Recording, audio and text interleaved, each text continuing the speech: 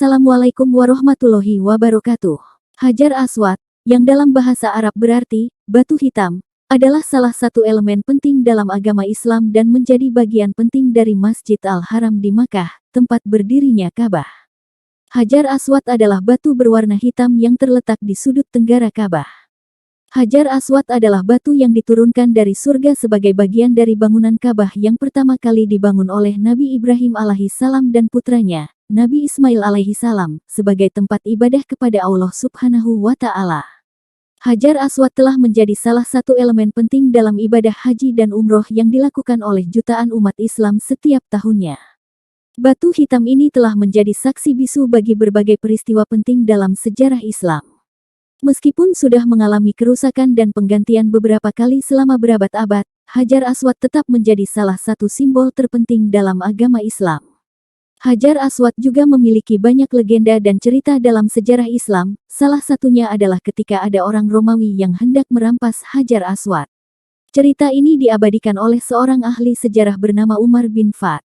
Menurut sejarawan Umar bin Fat, pada tahun 363 Hijriah, di tengah siang yang sangat panas dengan matahari bersinar terik, ketika hanya sedikit orang yang melakukan tawaf di sekitar Ka'bah, ada insiden yang mengejutkan. Saat itu ada seseorang dengan kepala tertutup kain berjalan perlahan-lahan menuju Hajar Aswad. Ketika dia mendekati Hajar Aswad, dia mengambil palu hendak mencongkelnya dan memukulnya beberapa kali. Seorang penduduk Yaman yang sedang melakukan tawaf mencoba mencegahnya, tetapi akhirnya dia diserang hingga tewas. Insiden ini memicu kepanikan dan orang-orang yang berada di Masjidil Haram segera menangkap pelaku tersebut.